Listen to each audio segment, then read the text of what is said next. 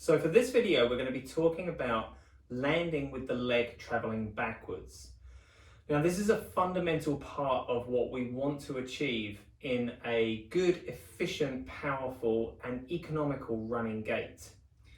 Now, most of the gait cycle images that you might have seen, and there's one that's in the ebook that shows lines, black lines, and then two red lines in the image. Now, those two red lines are representing the time at which we should be getting a change of direction of the legs as we're in the air. So we know with running, there's a time in the gait cycle where you have both legs up off the ground. That's called flight phase. So no legs, no feet on the ground. Now, it's at that point where we must get this change of direction. So if I turn sideways, if you think about a walking stride or a walking gait, you land as the foot is traveling forwards, and then the next step occurs and you land on a forward traveling foot. Now, in running, we don't have this double support phase where both feet are on the ground.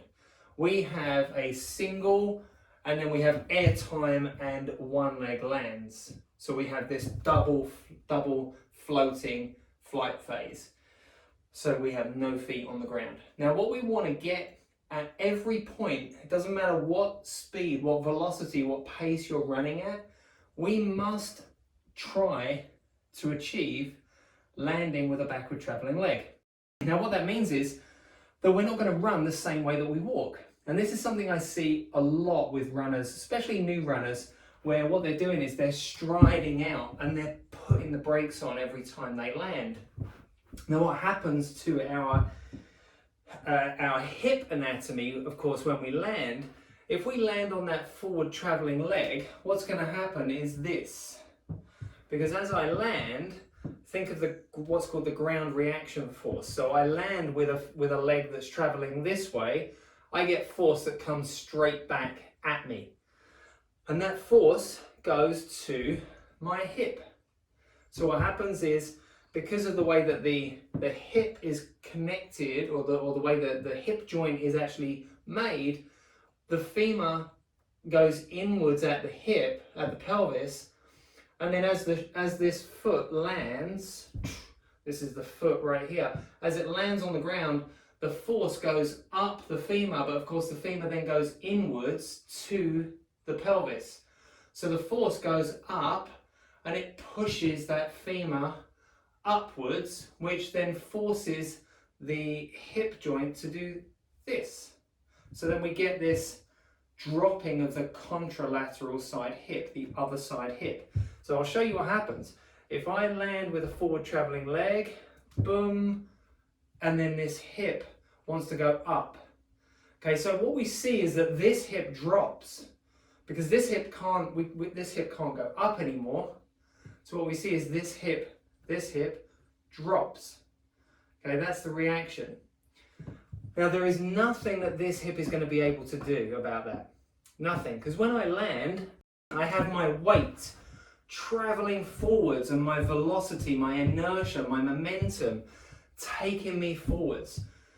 Now, this hip, these muscles in this hip, they are never ever going to be able to deal with that load. They're never going to deal with it because it's too much force. Okay, think about how much force these muscles can create. All right, they're never going to be able to create enough force to overcome the force from the ground when I land. So, what's the answer? The answer is simply to land on a backward traveling leg. So if I turn sideways again, I'm going to get my leg up so that I'm in hip flexion, and then I'm going to pull my leg back. All right, I'll show you again. So I'm going to lift my leg up, I'm going to pull my leg back. Now, I can do this at any speed. It doesn't matter whether I'm going at a 12-minute mile, 14-minute mile, 8-minute mile, 6-minute mile, 4-minute mile. It doesn't matter. What I'm doing here is getting my leg to land as it's being pulled backwards. Can you see that? So right here, I'm all the way out in front of me, and what most runners, especially injured runners and new runners, are doing, they're doing this to get a bigger stride. But of course, we just talked about what's going to happen there. So what we need to get is, we need to get the leg up into hip flexion and then pull back to create that drive backwards, so that the reaction force from the ground, if I hit the ground on a backward traveling leg, the ground reaction force is to push me forwards, or at least give me an upward force, not a backwards braking force like that. Okay, so that gives me a backward braking force. It pushes me backwards. Okay? So that is what we want to be getting, landing with a backward traveling leg.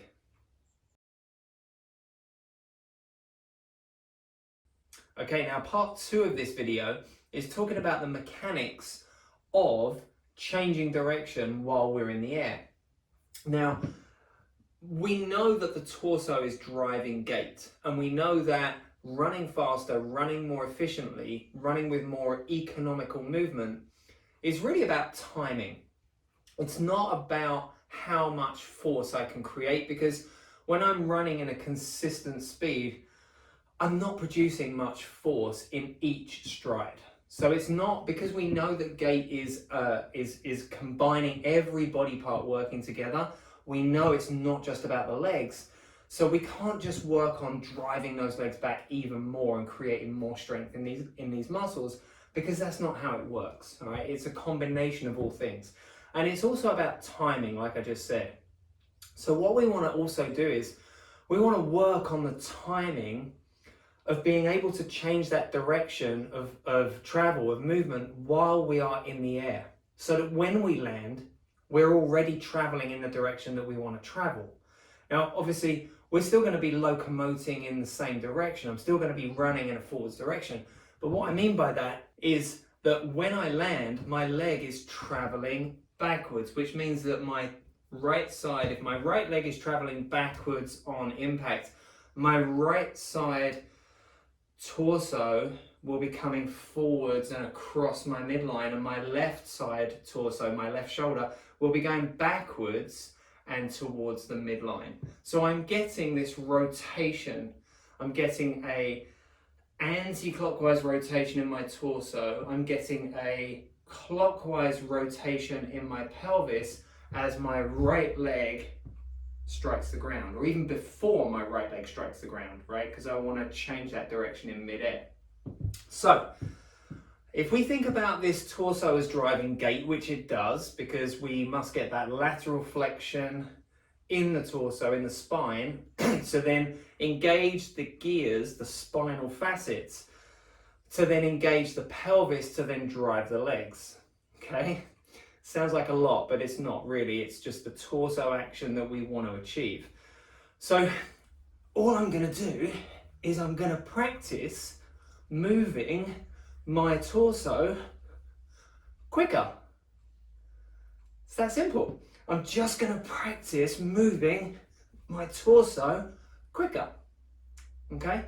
From there, I start to get, and you can see it already, because my body now moves in this way, where when I make a movement with one part of my body, I'm automatically getting a reaction with the other part of the body, which is what I want. So if I practice moving my torso quicker, more quickly, I'll then end up getting the pelvis to engage much more quickly as well, which means that then when I'm traveling, I'm running, as I'm in the air, in my flight phase, I'll actually be getting my torso to engage much more quickly. I'll be getting that landing with a backward traveling leg. Now, the way I do this, and I train this to happen, is on a very short hill. It's only about 10 meters, so 30 to 35 feet. It's not very long, because what I want to do is I want to train this movement. I want to make it really quick. I want to make it a fast movement, and I want to make my my gait cycle speed much quicker.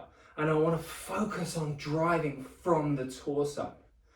Okay, so in my next video, I'm going to show you, in the next part of this video, I'm going to show you what I do, which is running up a short hill that's only, as I said, about 10 meters long, but I'm driving with as much or close to as much force as I can. Okay, so the next part of that video, or next part of this video, is going to be, you're going to see me running up my hill.